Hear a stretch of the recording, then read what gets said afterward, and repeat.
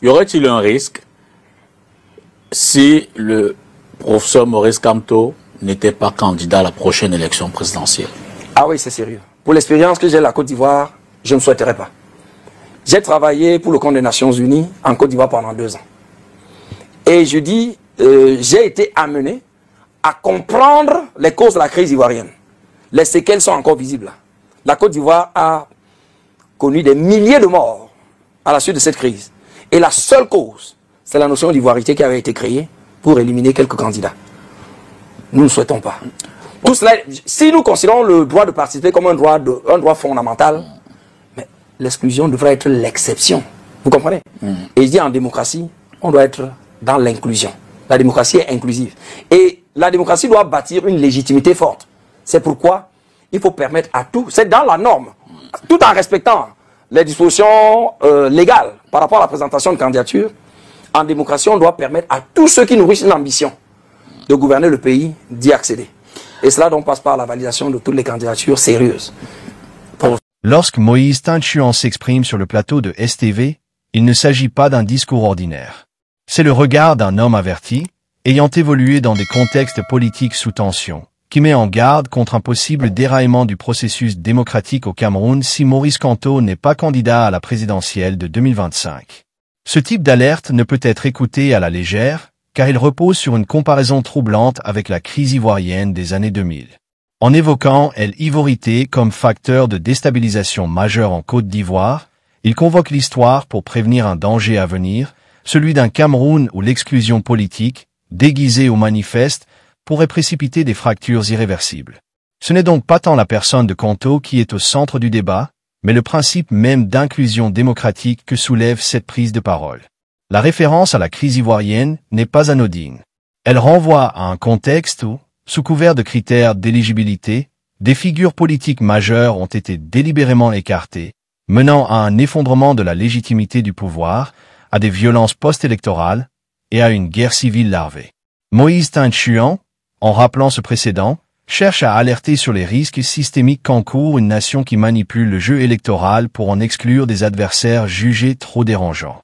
L'exclusion, dans cette logique, ne serait plus une conséquence légale d'une faute avérée ou d'une inéligibilité objective, mais deviendrait une stratégie de conservation du pouvoir, dangereusement contraire au principe de la démocratie représentative. Et c'est ici que le propos touche au cœur de la crise de légitimité qui ronge bon nombre de régimes africains.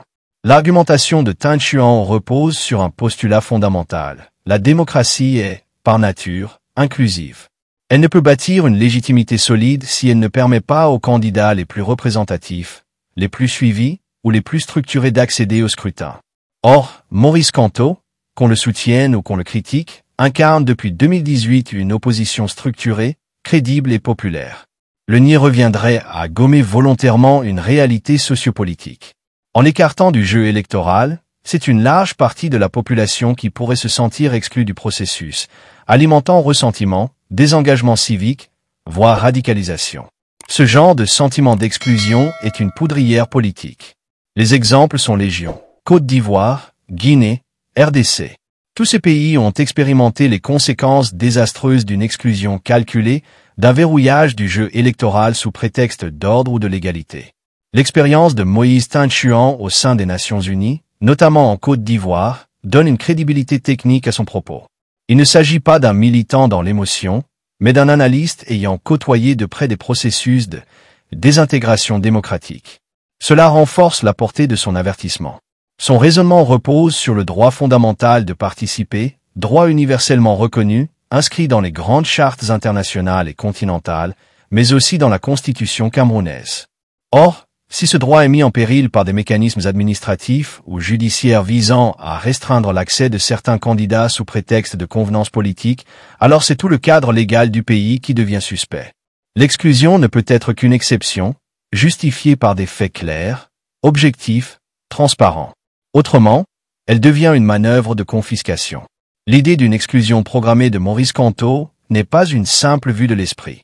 Depuis 2018, de nombreuses manœuvres ont tenté de le délégitimer.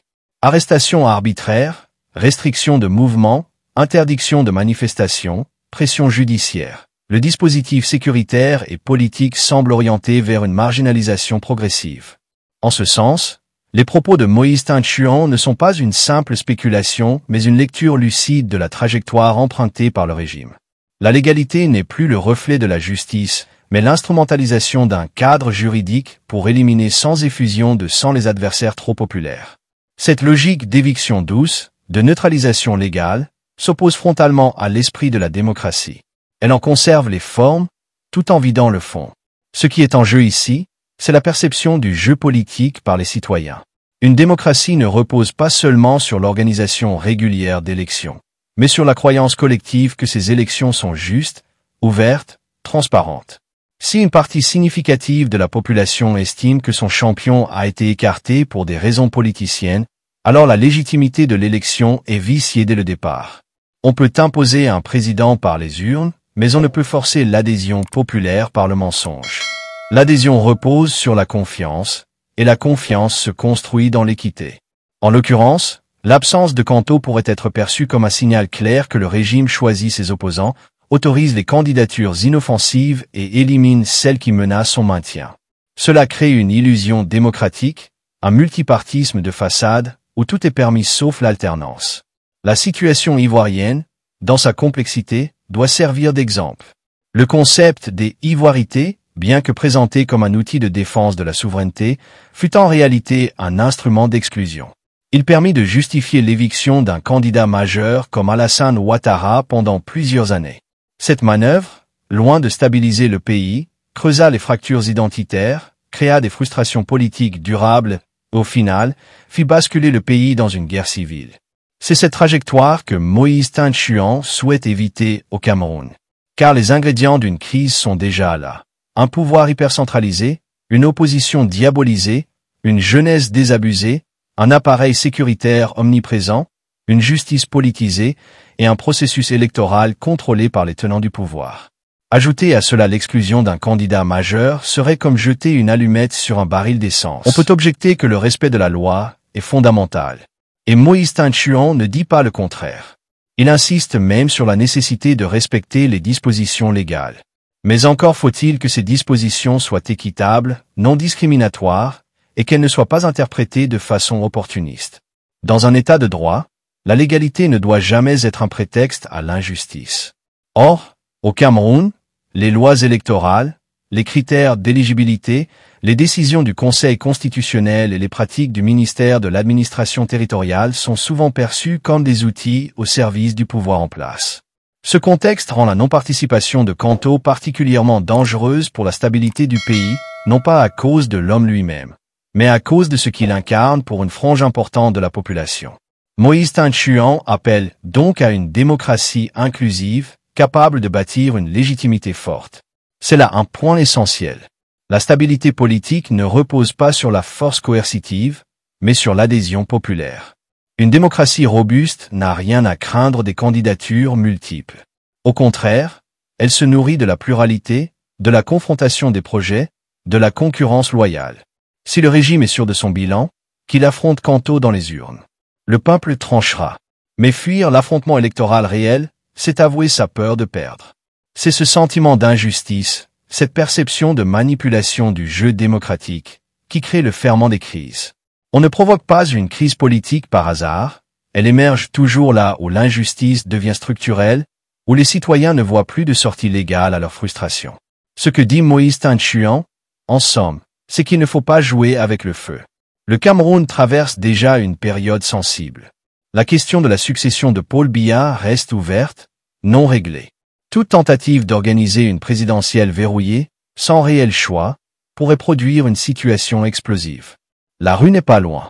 L'histoire récente montre que les peuples finissent toujours par se lever lorsque les canaux institutionnels sont bloqués. Le Mali, le Burkina Faso, la Guinée en sont des exemples récents. Ce ne sont pas les militaires qui ont renversé les régimes, ce sont les peuples qui, dans un désespoir total, ont acclamé les bottes parce que les urnes étaient devenues inutiles. C'est cette trajectoire que le Cameroun doit éviter à tout prix. Ce plaidoyer pour l'inclusion n'est pas un soutien partisan à Kanto, c'est une exigence démocratique. Qu'il perde ou qu'il gagne importe peu. Ce qui importe, c'est qu'il participe. car sa participation garantit la représentativité du scrutin, l'équilibre du processus, la paix sociale. C'est en permettant à tous les courants d'opinion de s'exprimer que l'on apaise les tensions. Au contraire, en tentant d'exclure, on fabrique des martyrs, on attise les colères, on mine les fondements mêmes de la cohésion nationale. Une élection n'est pas un concours truqué, c'est un arbitrage entre visions. Ce n'est pas en écartant les visionnaires qu'on rassure le peuple, c'est en les affrontant. En définitive, les propos de Moïse Tchouan posent une question fondamentale. À quel prix veut-on maintenir un pouvoir? S'il faut pour cela travestir la loi, manipuler les institutions, réécrire les règles, écarter les adversaires, alors ce n'est plus un pouvoir démocratique, c'est une tyrannie douce. Et cette tyrannie, même si elle ne dit pas son nom, finit toujours par être rejetée. La vraie force d'un régime, c'est de pouvoir vaincre dans les règles. Si Maurice Kamto est battu dans les urnes, alors le pouvoir gagnera en légitimité. S'il est exclu, alors le régime perdra toute crédibilité, et avec elle, sa stabilité. Le Cameroun est à la croisée des chemins.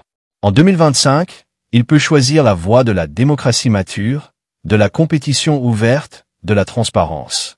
Ou il peut s'enfoncer dans une logique d'exclusion, de répression, de confiscation. L'histoire jugera. Mais les peuples n'attendent pas les historiens pour se révolter. Ils se lèvent quand l'injustice devient trop grande. Moïse Tchouan a parlé. À ceux qui gouvernent maintenant de prouver qu'ils savent écouter.